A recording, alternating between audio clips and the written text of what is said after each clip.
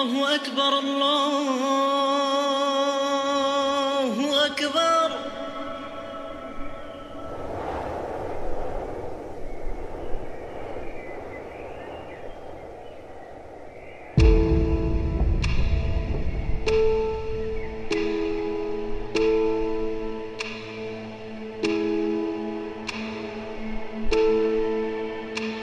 বাবা, একটা প্রশ্ন করবো? হুজুরের ওয়াক্তে দেখলাম তুমি খুব কান্না করছো।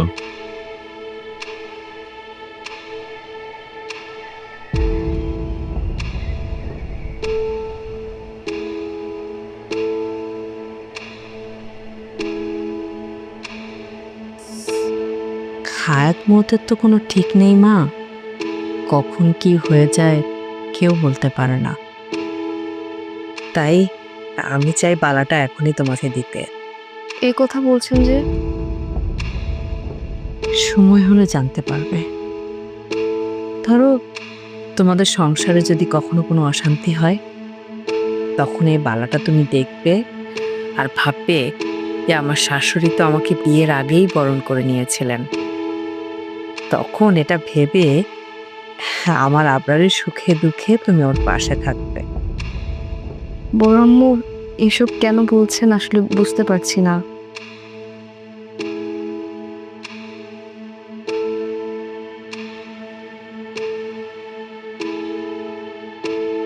3 বছর ধরে আবরারের কাছে এই সত্যিটা লুকিয়ে রেখেছি, কিন্তু এখন মনে হচ্ছে ওকে সত্যিটা জানিয়ে দেওয়া উচিত। কিন্তু আবরার কি এটা ভালোভাবে নিতে পারবে? কোন সন্তানই এরকম সংবাদ ভালোভাবে নিতে পারে না, কিন্তু লুকিয়ে রেখে লাভ কি বলো? কম চেষ্টা তো করলাম না। ঘোড়ার নাম করে বিদেশে গিয়ে তোমার ট্রিটমেন্ট করলাম, কিন্তু তোমার ক্যান্সার তো সারছেই না। দুনিয়ার সব বড় বড় ডাক্তারকে দেখানো হলো, কিছুতেই কিছু হলো না। ধীরে ধীরে লাস্ট স্টেজে যাওয়ার আগেই আপনাকে জানিয়ে দিতে হবে। আমরা আপনাকে জানিয়ে দিই।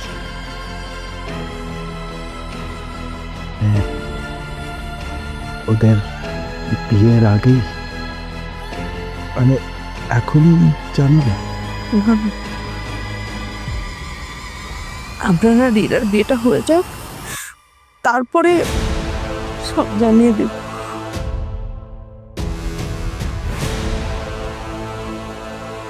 এত বছর ধরে চেষ্টা করেও আমি তোমাকে কোনো সাহায্য করতে পারলাম না। তুমি আমাকে ক্ষমা করে দাও। তুমি অপরাধ বোধে ভুগো না। শোনো, যারা হায়াত থাকে সে 5 তলা থেকে পড়ে গিয়েও বেঁচে থাকে, আর যার হায়াত থাকে না সে মাথা ঘুরিয়ে পড়েও মারা যায়।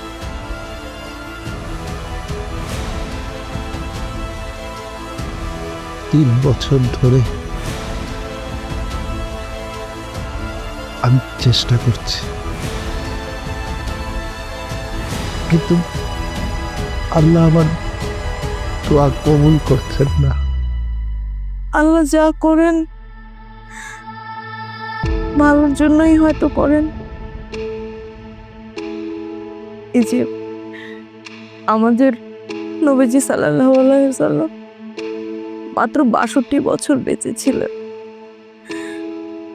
উনি কি কম সম্মান পেয়েছে বলো?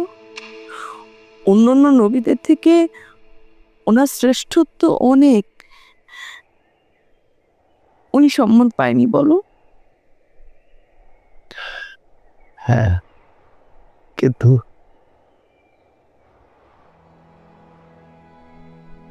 আমি একা থাকতে ভয় পাই। আমার অভ্যাস হয়ে গেছে, আমার তোমাতে অভ্যাস হয়ে গেছে রুবি। একটা পর্যায়ে স্ত্রী বান্ধবী হয়ে যায়। আমি আমার জীবনের একমাত্র বান্ধবীকে হারানো ভয় পাই।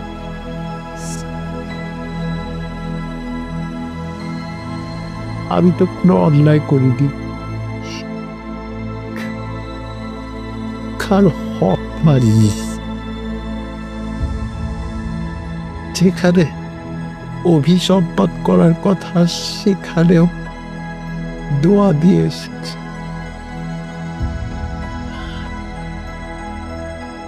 তারপরেও আমার দোয়া কবুল হচ্ছে না। আল্লাহ আমাকে মাফ করছে। তুমি এভাবে বলো না। আল্লাহ যাকে বেশি ভালোবাসেন তাকেই বেশি কষ্ট দেন। আমাদের নবীজি সাল্লাল্লাহু আলাইহি সাল্লাম উনি তো অনেক কষ্ট পেয়েছেন। উনি যখন মায়ের গর্ভে ছিলেন তখন ওনার বাবা মারা যায়। তারপর 6 বছর বয়সে ওনার মাও এই পৃথিবী ছেড়ে চলে যান। কত কষ্ট করে উনি বড় হয়েছেন। তারপর দেখো ওনার 7 সন্তানের মধ্যে 6 সন্তানই ওনার জীবদ্দশায় মৃত্যুবরণ করে। শুধুমাত্র ফাতেমা রাদিয়াল্লাহু আনহু বেঁচে ছিলেন। এত কিছুর পরেও উনি তো আল্লাহর প্রতি অনুগত ছিলেন। ওনার কি কোনো অভিযোগ ছিল আল্লাহর প্রতি? ছিল না। আমার একটা অনুরোধ রাখো, আমার যদি কিছু হয়ে যায় তুমি আল্লাহর প্রতি কোনো অভিযোগ রেখো না। ইনশাআল্লাহ আমি চেষ্টা করব। আমি বলি কি, তুমি আরেকটা বিয়ে করতে পারো। আমার বিয়ের কোনো দরকার নেই। আরে আমি তো মজা করে বলেছি, আমি তো একটু বাজিয়ে দেখলাম। তুমি কি মনে করো আমি এত মহান? তুমি বুড়ো বলে আমি তোমাকে এত বড় সুযোগ দিব?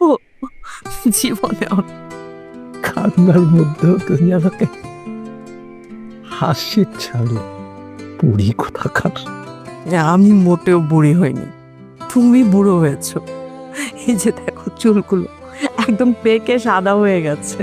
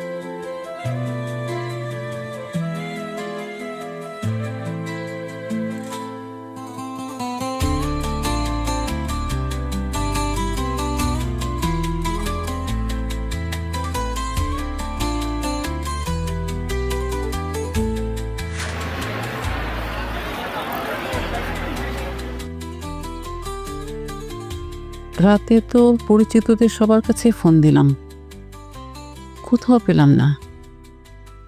এখন বাজে সকাল 10টা,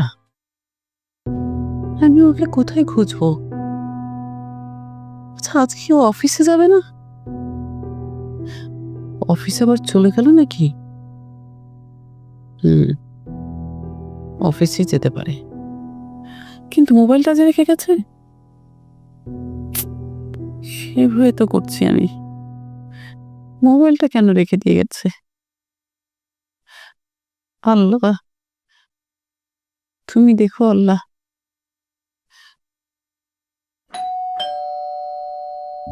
এসেছে মনে হয়।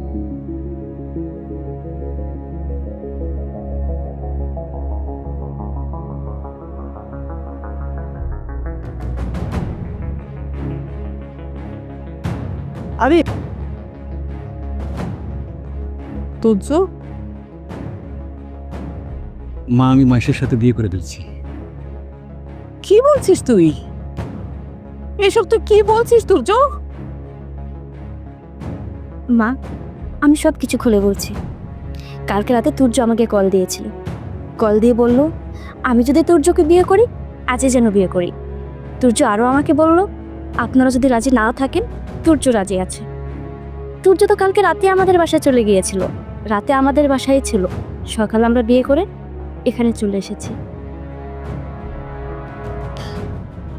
তুর্য যখন রাতে তোমাদের বাসায় চলে গিয়েছিল, আমাদেরকে তো একটু জানাতে পারতো, তাই না? আর তুর্য, তুই শেষ পর্যন্ত এই কাজ করতে পারলি? আমি তো চিন্তাই করতে পারছি না যে তুই আমাদেরকে না জানিয়ে এরকম একটা কাজ কিভাবে করলি। আমাদেরকে একটু জানাতেও ইচ্ছা করলো না? আমাদের কথা একবারও মনেও হয়নি? তোর বাবা না হয় রাগ করে তোকে একটা থাপ্পড় মেরেই দিয়েছিল, তাতে কি হয়েছে? এইভাবে আমাদেরকে শাস্তি দিলি? ঠিক আছে, খুব ভালো করেছিস। এখন আমার বাসা থেকে বেরিয়ে যা। মা, মাথাটা একটু ঠান্ডা করেন। মাথা ঠান্ডা করব? আমার মাথা তো ঠান্ডাই। আর তোমরা তো যা করার করেই ফেলেছো। এখন আর আমার মাথা ঠান্ডা থাকলেই কি আর গরম থাকলেই কি? তোমরা এখন কেন এসেছো সেটা বলো। এসেছে তুর্যর সার্টিফিকেট, এনআইডি, পাসপোর্ট, যাবতীয় ডকুমেন্টস আছে, ওগুলো নেওয়ার জন্য। আর সাথে আপনাদের দোয়া। আমাদের দোয়া? আমাদের দোয়া তো তোমাদের দরকার নেই। যদি দরকার থাকতো তাহলে তো আমাদেরকে জানাতে, আমাদেরকে ছাড়া বিয়েটা করতে পারতে না। আর আমাদের দোয়ার তো দরকার নেই। আর জরুরি ডকুমেন্ট যেটা নিতে এসছো সেটা আমি দিয়ে দিচ্ছি।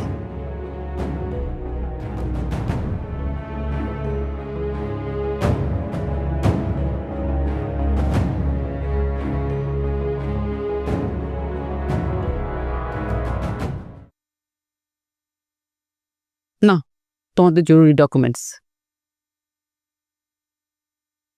মা, যদি একটু দোয়া করে দিতেন। বললাম তো, আমাদের দোয়ার তোমাদের কোনো দরকার নেই।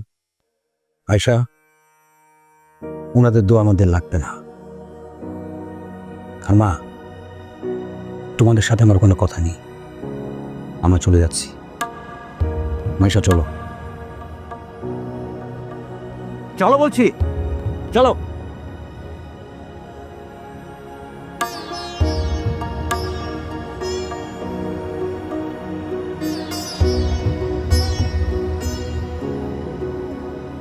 তুই মেয়েটাকে নিজে থেকে হ্যাঁ বললি কেন?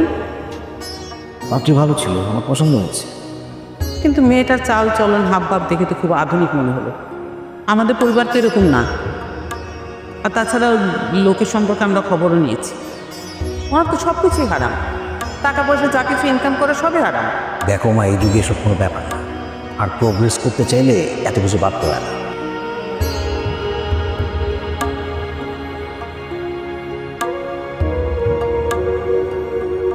তোকে কি আমরা চালাচ্ছি না? তোর হাত খরচ আমরা দিচ্ছি না? আর তাছাড়া তুই নিজেও তো ইনকাম করছিস। আমার যেটা সঠিক মনে হয়েছে আমি সেটাই করেছি, আর তোমাদের ওপিনিয়ন আমার লাগবে না।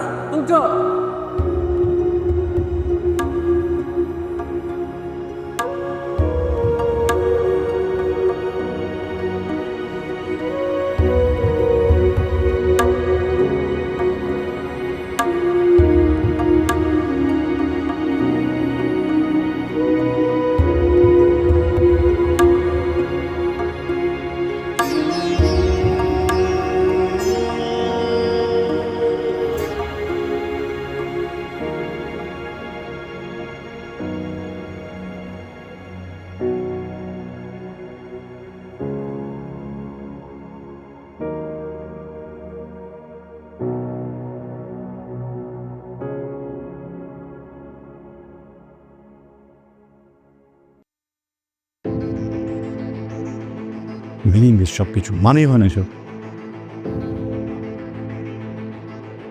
কি হয়েছে আবরার?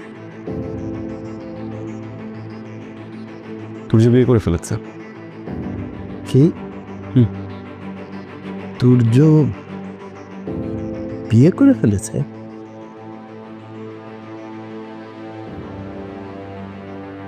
সে গতকাল লিভ নিল অফিস থেকে, এরপর থেকে ফোনে পাচ্ছি না। আজকে অফিসেই আসেনি। আমি যে কাজ শেষ করে বাড়ি ফিরছি, বাড়ি ফেরার সময় আমি হঠাৎ করে ফেসবুকে স্ক্রল করতে গিয়ে দেখি নিজের ওয়াইফের সাথে ছবি আপলোড করেছে। ফাইন, আমরা আত্মীয় হিসেবে অতটা ইম্পর্টেন্ট না, সো যার কারণে আমরা দাওয়াত পাইনি। বাট ও তো আমাদের অফিসে জব করে, রাইট? হ্যাঁ, ও তো আমাদেরকে ওই পরিচয় থেকেও এক ইনফর্ম তো করতে পারতো। আমার ভাগ্নের বিয়ে আর আমি জানি না? তোমরা দুজন এত অস্থির হচ্ছ কেন? নিশ্চয়ই কোনো কারণ ছিল। কি কারণ আছে যে আমাদেরকে জানাতে পারেনি? দেখো, দুনিয়ার সব খাবার আমি চাইলে এখনই অ্যারেঞ্জ করতে পারি, অনেক বড় অনুষ্ঠানও করতে পারি। ব্যাপারটা দাওয়াত দেয়া না দেয়া না, ব্যাপারটা কতটা কাছের মনে করে, কতটা আপন মনে করে সেটা। কি হয়েছে, সবার মুড এমন অফ কেন? Turya got married. কি, তুর্য ভাই বিয়ে করে ফেলেছে? আমি তো বিশ্বাসই করতে পারছি না। সে কাউকেই জানায়নি। আমরা যে ওদের এত পর, এটি তো জানতাম না। আহা আবরার, ব্যাপারটা এভাবে না দেখে অন্যভাবেও দেখতে পারি। উনি এভাবে বিয়ে করেছে, এর মানে দাঁড়ায় হয় প্রেমের বিয়ে নয়তো পালিয়ে বিয়ে। না, তুর্য এরকম ছেলেই না, সে এরকম কিছু করতে পারে। হ্যাঁ, তোর বাবার সাথে আমিও একমত। তুর্য আর যাই করুক, পালিয়ে বিয়ে করবে না।